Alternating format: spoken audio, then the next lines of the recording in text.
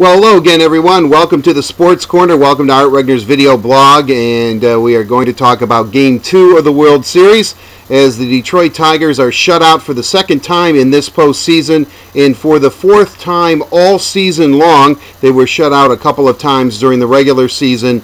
Tonight they were shut out by the San Francisco Giants by a score of 2-0. A very frustrating game. The Tigers could only manage 2 hits, and if there has been a reoccurring theme all season long for the Detroit Tigers, and at certain times we've talked about their starting pitching, or we've talked about their bullpen, and we've talked about their defense, but something that we've talked about all season long has been the lack of clutch hitting and the lack of timely hitting and just the lack of hitting. If you take away the Yankees game, game number 4, where the Tigers won, where they scored 8 runs, then it has been a struggle to score some runs. Their starting pitching has been very, very good, as we know, and because of that, the Tigers have just hit enough and just scored enough to advance to the World Series. Now, there's a lot of things that we can talk about, and certainly Gene Lamont sending Prince Fielder in the second inning is definitely one of those things.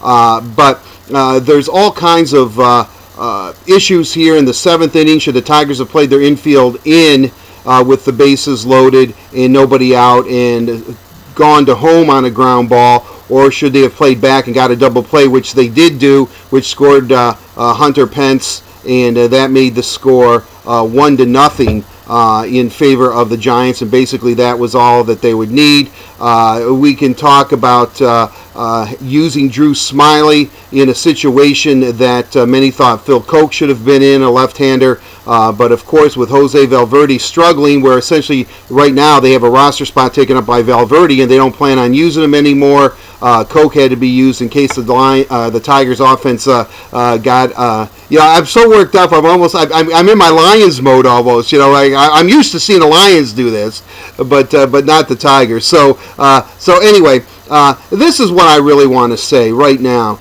I am tired of tipping my cap to the opposition and saying how great they played and they made the plays and they grinded out their at bats and their pitchers made those pitches. I'm just tired of it, because the fact is that the Tigers' big guns, their best players have to be their best players, and they're not. Their hitters are not getting the job done, period.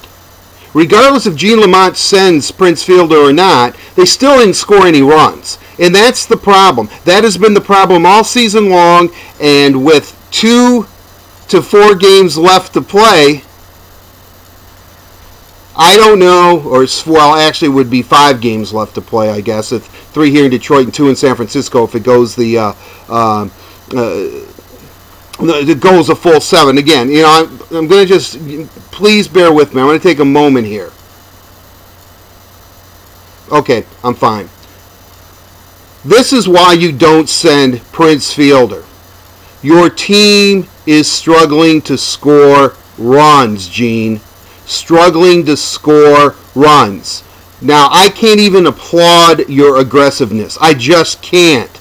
Because if you would not have sent Prince Fielder, he would have been at third base, Delman Young would have been at second, and there would have been 0 outs with one of your hottest hitters throughout the playoffs, Johnny Peralta, coming up to bat. Now, the reason I wouldn't have done it is because Madison Bumgarner was struggling in the postseason. His ERA was over 11. He's 23 years old. You have runners at second and third and nobody out with a pitcher that is struggling, and he is young.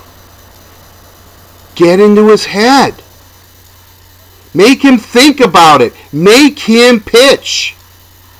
You send Prince Fielder, who didn't even look like he was running hard, because I don't think he thought he was going to go to home, that you were going to send him. He was at first base. But you send him.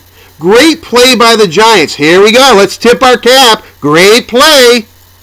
But you shouldn't have come down to that. You should not have sent him. The team was struggling to score runs.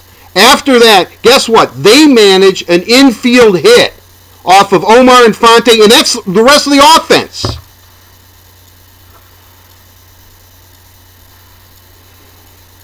It's unbelievable. It really is unbelievable, but not surprising. Gene Lamont is, I'm not going to say he's a disaster. I'm not. It's a tough job, and I'm going to try to have some empathy for him. And I do understand, and I know that former Tiger players are defending him, saying, I like his aggressiveness. I like his aggressiveness. Well, I don't. I think it was completely idiotic. Period. I also would have put my infield in the 7th inning. What was it? We saw a game, was it Minnesota earlier this year, where didn't they bring their whole outfield practically into the infield? And it paid off? I think, Tiger fans remember. I'm wavering. I'm not going to go down that road. All I'm just saying is that when your team's not struggling, even one run, and you keep us out of the big inning. Keep us out of the big inning is what Leland was saying. So, again, I don't know. I mean, I just would have kept the infield in. Take the play at the plate and hope for the best. I know you have to score a run in order to win, and the Tigers were shut out. So maybe this 7th inning was good baseball, good sound fundamental baseball, but I think you have to take chances. Where they were aggressive in the 2nd inning, they should have been aggressive in the 7th inning, but they weren't. They played it conservative. If you switch those around, maybe the Tigers have a big inning against a struggling pitcher in the 2nd inning, and maybe they get a ground ball to second, you get a force out at home, and you get out of the inning, then you get a double play. Who knows? Who knows? But the fact is, when it's all said and done, the Tigers stars are not doing the job. They're not getting any hits. There is no clutch hitting on this team, and it has been a season-long problem. All season long. Now they come back to Detroit, and they're not facing any left-handers. They faced 2 lefties in San Francisco, lost both games. They've struggled. They've been a .500 club against left-handers. 2 things going the Tigers' way. They are a different team at home, as we know, where they're almost unbeatable, especially in the postseason. I think they are actually unbeatable in the postseason. And they're going against a couple of left-handers. And let's think, well, they've got now San Francisco's 2 best pitchers. Well, conceivably, the Tigers threw their 2 best pitchers at the Giants, and they still lost. So, throw that all out the window. The fact is, if the Tigers don't start hitting, they're going to get swept and the series is over. That's the key. Their bats, quit pressing, you're at home, relax, and go out and win a couple of ball games. At least 3. Send it back to San Francisco. Take your chances with Fister in Game 6, and then Verlander and Scherzer and Sanchez and Porcello and anybody else in Game 7 that you need. But the fact is, if the Tigers don't start hitting, if something that has plagued them all season long continues to plague them during the World Series, it is over. Period.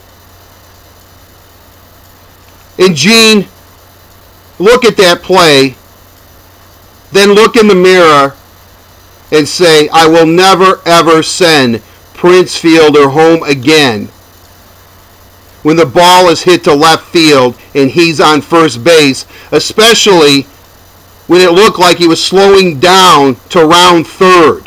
I think Prince Fielder was the most shocked guy in the ballpark that Gene Lamont sent him. So we'll see what happens on Saturday.